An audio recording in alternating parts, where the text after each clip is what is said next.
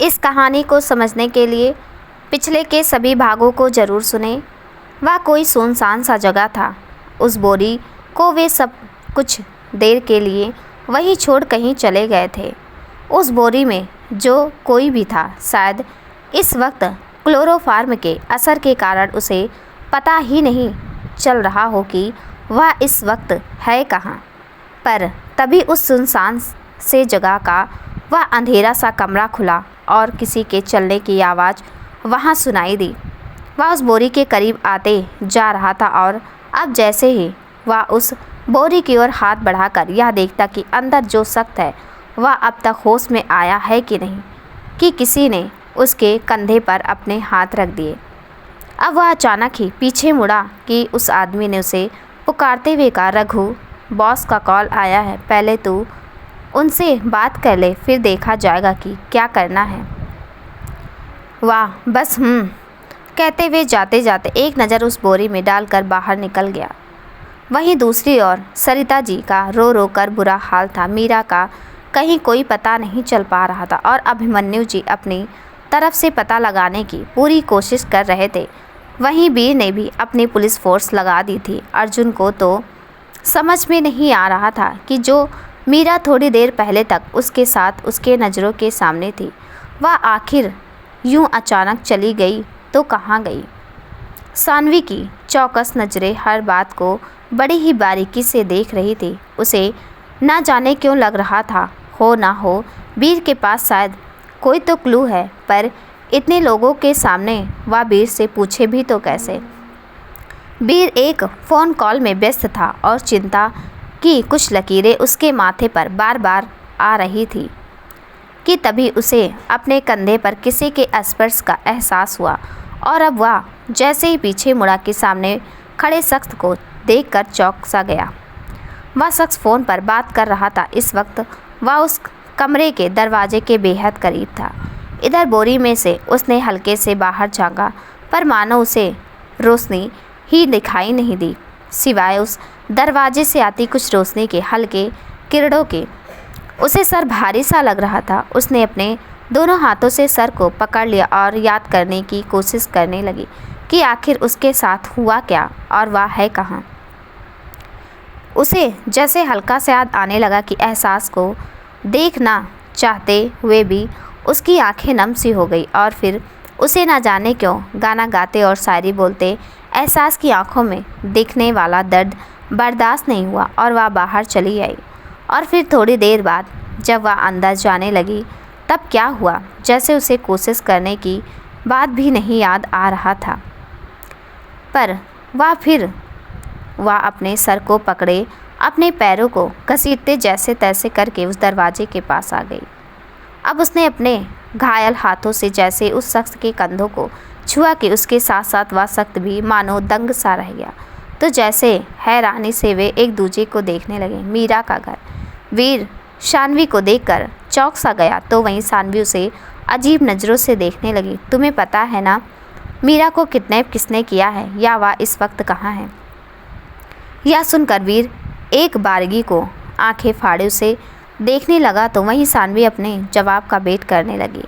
पर तभी किसी कांस्टेबल के पुकारने पर वीर तो हड़बड़ी में चला गया, पर शानवी के मन में अनगिनत सवाल छोड़ गया। वह दूसरी ओर रघु और मीरा अब भी एक दूसरे को हैरानी से देख जा रहे थे। तो एक गुंडा जिसका नाम मुन्ना था, उसने रघु से कहा, रघु, ये एसीपी की मासूका नहीं, उसकी बहन है। हमसे इतनी बड़ी गलती कैसे हो गई? पर उसके बातों पर शायद ही रघु का ध्यान हो। रघु और मीरा एक दूसरे को हैरान परेशान सा होकर देखे जा रहे थे कि एकाएक मीरा रघु को देखते ही कह उठी, एहसास। मीरा की नज़रें उस पर थी तो रघु की नज़रें झुक सी चुकी थी, पर तभी मीरा एकाएक बेहोश होकर धम से गिर पड़ी। तो जैसे एहसास की तंद्रा लौट आई और वह उसे बाहों का सहारा देते हुए वहाँ मौजूद बाकी गुंडों से ज़ोर से बोल उठा, क्या देख रहे हो? कोई जल्दी से सहारा दो। रघु, जो बॉस का काफ़ी भरोसेमंद आदमी था और बॉस के साथ साथ उन लोगों में उसका खौफ भी था, वे जल्द से आकर आए और मीरा को सहारा देकर सामने रखे चौकी पर लिटाया और फिर उसके मुंह पर पानी के हल्के छींटे मारने लगे। धीरे धीरे कर मीरा जैसे तैसे करके होश में तो आ चुकी थी, पर उसकी नज़रें सीधे बस एहसास पर टिकी सी गई। पर तभी उन गुंडों में से किसी ने एहसास को रघु नाम से पुकारा। यह सुनकर मीरा असमंजस में आ गई और एहसास की आंखों में देखते हुए सोचने लगी, रघु, ये लोग एहसास को रघु क्यों कह रहे हैं और इस वक्त वह आखिर है कहाँ। दूसरी ओर वीर इस वक्त पुलिस स्टेशन में था और वह फ़ोन पर फ़ोन घुमाए जा रहा था, पर शायद उसके कोई वाजिब सा रिस्पॉन्स नहीं आ रहा था। तभी तो उसका मन जैसे खींच जा चुका था। वहीं दूसरी ओर शहर में यह बात तुल पड़ चुकी थी कि एसीपी वीर राजवंशी की बहन इस वक्त विक्रांत चौधरी, जो पुलिस रिकॉर्ड का मोस्ट वांटेड क्रिमिनल था, उसके गुंडों के कब्जे में है। वहीं दबे मुंह यह बात भी लोगों में फैलने लगी कि जब वीर राजवंशी अपनी सगी बहन के लिए कुछ कर नहीं पा रहा तो क्या शहर की स्थिति खराब हुई तो क्या कुछ उखाड़ भी पाएगा। वहीं एक घर जो किसी विधायक का प्रतीत हो रहा था, उसमें जयकांत चौधरी नाम का एक विधायक सोफे पर बैठा हुआ है। उसके हाथ में एक गिलास है और ओंठों पर मुस्कान। तभी उसका विश्वास पात्र विक्रांत है सिंह वहां हाजिर हुआ। उसे देख जयकांत के ओंठों पर एक कुटिल मुस्कान आ गई। इस वक्त टीवी पर पुलिस के ऊपर मीडिया का मानो कोई भड़ास निकाल रहा हो, जिसे देख जयकांत और विक्रांत के ओंठों पर रहस्यमयी मुस्कुराहट थी। जयकांत और विक्रांत कुछ बातें कर ही रहे थे कि तभी जयकांत की धर्मपत्नी जया जी वहां आ गई। जहां जयकांत ने विधायकी कपड़े पहन रखे थे, तो वहीं जया जी सिल्क की साड़ी में विधायक की पत्नी के पूरे रुतबे में थी। जया जी वहां आई तो जयकांत ने कुछ ज़रूरी बातें करने के लिए थी, पर तभी उसकी नज़रें विक्रांत पर चली गई और उन्होंने मुस्कुराकर उससे कहा, देवर जी, आप कब आए? भाभी जी यहीं से गुजर रहा था तो सोचा आपसे और भाई से साहब से मिलता चलो। जी ये तो बड़ा अच्छा किया, थोड़ी देर रुक कर। वैसे देवर जी क्या दिन नहीं आए गए, मतलब अपने ही घर में चोर की तरह आना, आपके आने पर भी किसी का खबर ना होना, ताना मारते हुए क्या करें, मोस्ट वांटेड जो बन गए हैं। अपनी भाभी के मुंह से यह सुनकर विक्रांत का खून खौल उठा, पर जयकांत के गुस्से भरी नज़रों से देखते ही जया ने अपनी नज़रें झुका ली। पर जया इसके बाद जयकांत से कुछ ज़रूरी बातें करनी है कहते हुए वहाँ से चली गई। वहीं जयकांत बीते दिनों में गुमसा हो गया। उसे याद आने लगा वह पल जब विक्रांत चंदन की लकड़ी की तस्करी करता था और उसके पॉलिटिक्स ज्वाइन करने पर वह खुले तौर पर यह सब करने लगा। पर धीरे धीरे विक्रांत हत्या, किडनैपिंग और कोकीन जितने भी अवैध धंधे थे, उनका सबका बादशाह बनते चला गया। वैसे तो जयकांत का चरित्र काफ़ी साफ सुथरा सा था, पर कहते हैं ना, दीमक भी अक्सर वही लगते हैं जहाँ पर साफ साफ नज़र आए हों। ऐसा ही कुछ हाल जयकांत का भी था। वह पूरी तरह से विक्रांत के सपोर्ट में तो नहीं था, पर हाँ, उसके बदौलत ही तो विक्रांत जुर्म की काली दुनिया का बादशाह बन चुका था। जयकांत के खिलाफ एक नेता ने जब अपने भाड़े के गुंडे को उसके पीछे लगाया तो विक्रांत ने इस वक्त अपने भाई का बेहद साथ दिया और उस नेता और उसके गुंडों को ही हमेशा के लिए मौत की नींद सुला दिया। इसके बाद दोनों भाई फिर से साथ आ गए। जया खुश थी अपने परिवार को साथ देकर और उसने विक्रांत को से कितनी बार कहा कि वह उस काली दुनिया को छोड़कर हमेशा के लिए वापस आ जाए। जयकांत ने भी उसे अपनी पार्टी से नेक्स्ट इलेक्शन में टिकट देने का वादा किया। पर कहते हैं ना, जो जुर्म की दुनिया में एक बार कदम रख दे उसके लिए वापस लौटना मुश्किल ही नहीं नामुमकिन सा हो जाता है। फिर विक्रांत तो उस काली दुनिया का अब बादशाह बन चुका था। वह खुद भी वापस नहीं आना चाहता था।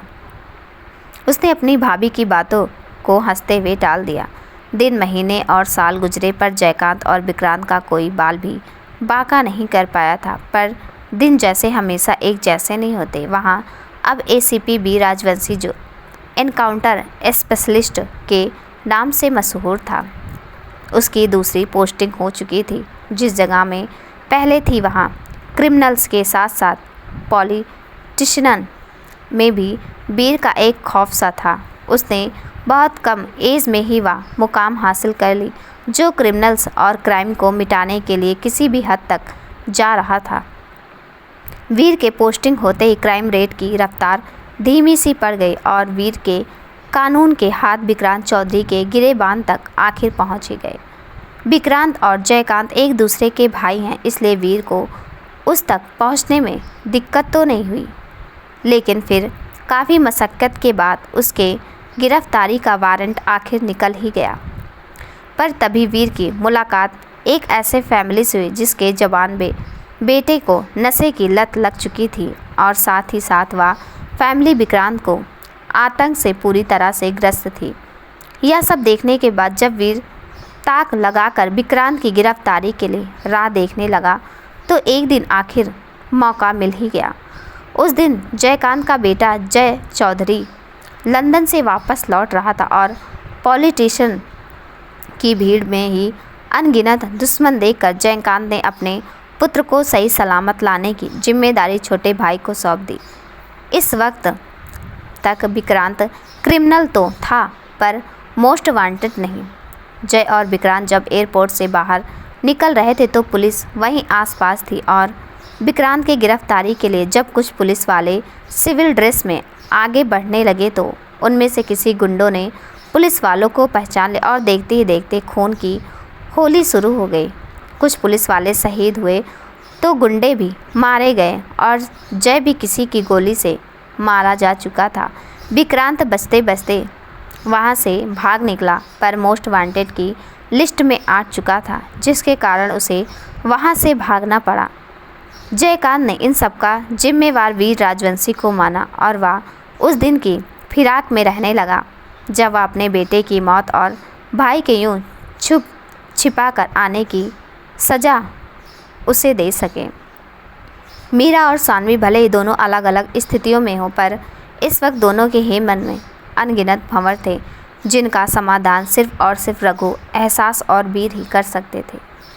वीर पर बहुत प्रेशर था, वह विक्रांत चौधरी के काफ़ी करीब आ चुका था और यही तो एक कारण था कि वह उसे यूं ही जाने नहीं दे सकता और इसलिए तो मीरा को उन गुंडों ने किडनैप कर लिया। फिर भी वीर अभी तक कुछ नहीं कर पाया था।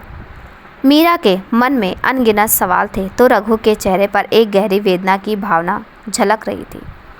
अब वहाँ सिर्फ और सिर्फ रघु और मीरा ही थे। रघु जहाँ या सोचने में व्यस्त था कि उन लोगों को तो सानवी शर्मा उन लोगों के हिसाब से वीर राजवंशी की गर्लफ्रेंड को किडनैप करना था, तो मीरा यहाँ कैसे? वही मीरा यह सोचने में व्यस्त थी कि एहसास इन लोगों के साथ कैसे, क्योंकि अब तक वह समझ चुकी थी कि एहसास यहाँ जोर ज़बरदस्ती से नहीं, पर उसे ऐसा प्रतीत हो रहा था जैसे वह भी उन्हीं में से एक हो। वीर एक मीटिंग में था जब सानवी धड़ल्ले से वहाँ आ गई, जिसे देख वीर के साथ साथ बाकी सब आश्चर्य से रह गए। वीर ने आंखों के इशारे से उसे कुछ देर ठहरने को कहा, जिसे देख सानवी बाहर उसका इंतज़ार करने लगी। वीर जैसे ही बाहर आया कि उसे सानवी के अनगिनत सवालों का सामना करना पड़ा। वीर सानवी के हाथ पकड़कर उसे एक तरफ बैठाते हुए उसे जयकांत चौधरी और विक्रांत चौधरी के बारे में सारी जानकारी दे देता है।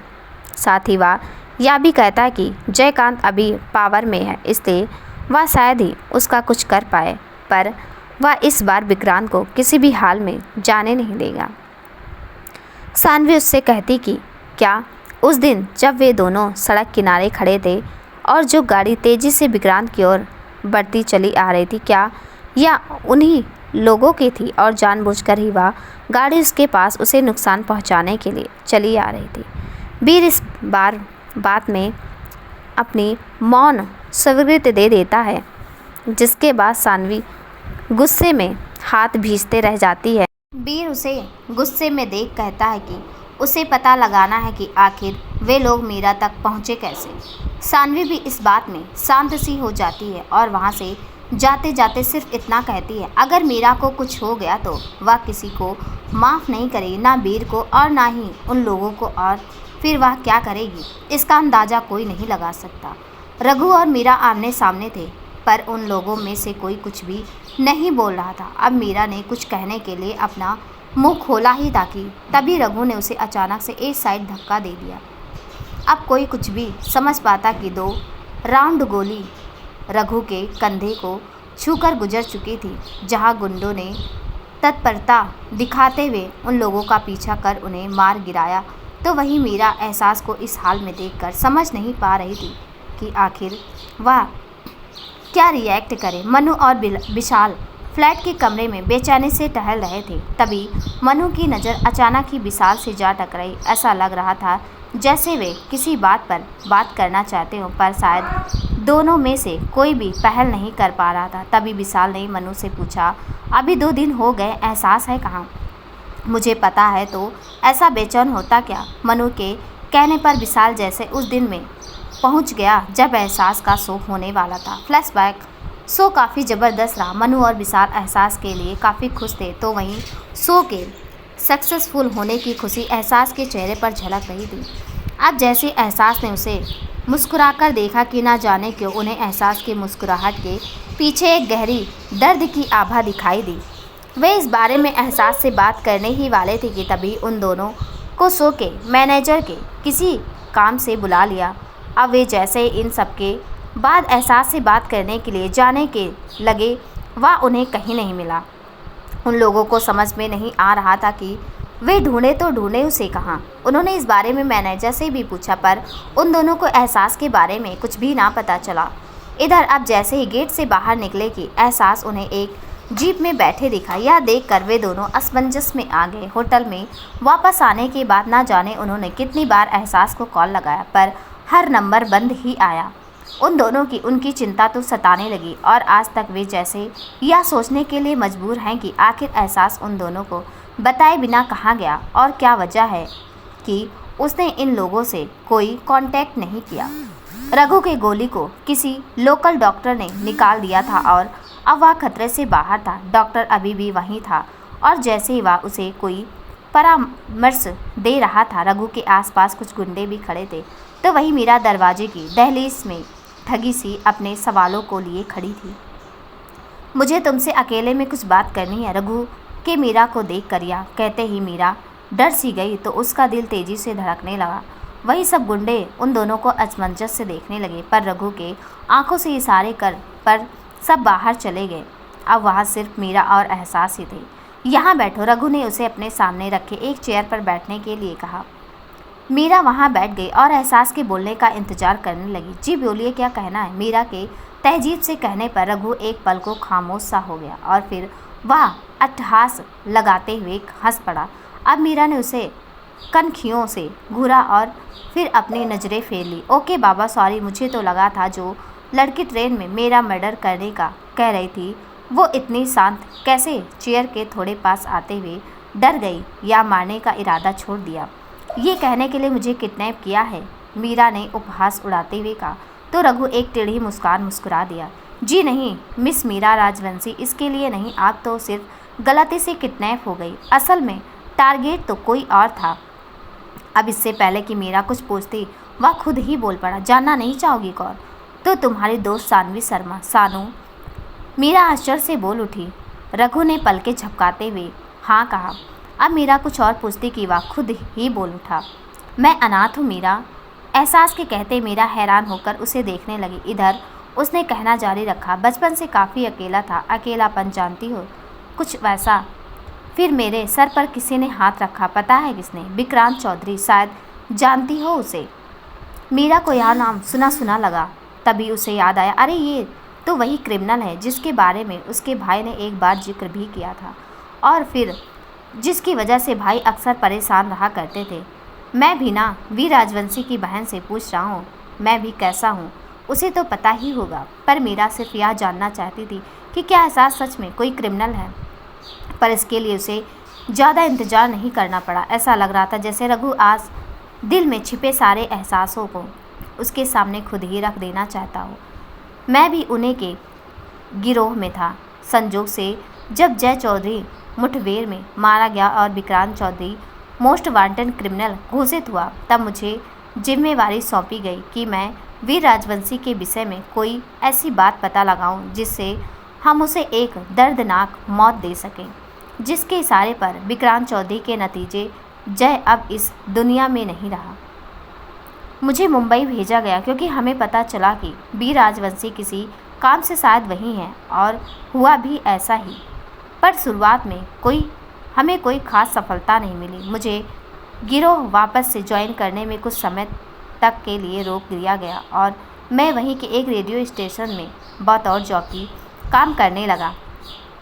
वक्त बीतता गया और एहसास को जब जानने लगे थोड़ा रुक कर, शायद जिस एहसास को मैंने काफ़ी समय से खुद के अंदर दबाया था वह अब खुलकर बाहर आने लगा। तब भी तो एहसास की दीवानी हो। यह सुनकर मीरा चौंकते हुए नजरें उठाकर रघु को देखने लगी, तो वही रघु वह एक पल याद आया जब उसने ट्रेन में मीरा को फ़ोन में खुद के शो को सुनते हुए देखा था, जो उसने पहले ही रिकॉर्डिंग करके रख दिया था। खुद ही में ही हंसते हुए, शायद उन लोगों को लग रहा था कि मैं रघु को भूलते जा रहा हूँ जिसे मारधाड़ पसंद थी और एक सौम्य से भरी जिंदगी एहसास के रूप में जी रहा हूँ। पर ऐसा नहीं था। अब पता नहीं फिर जब उस बूढ़े वॉचमैन के कहने पर मैं उस क्लब में गया तो वहाँ जो लोग थे उसमें से मुन्ना भी तो था। एहसास ने जिस शख्स के फेस पर कट का निशान देखा था उसे याद करते हुए कहा उठा, फिर जानती हो क्या हुआ? वह आगे कुछ कहता कि तभी किसी ने दरवाज़ा खोला। मीरा उसे देख चौंक सी गई तो रघु के मुंह से सिर्फ इतना निकला, मुन्ना। मुन्ना वहाँ आया। उसने एक तुच्छ सी नज़रें मीरा पर डाली और एहसास के कान में कुछ कहते हुए फिर से एक नज़र मीरा को देख वहाँ से निकल गया।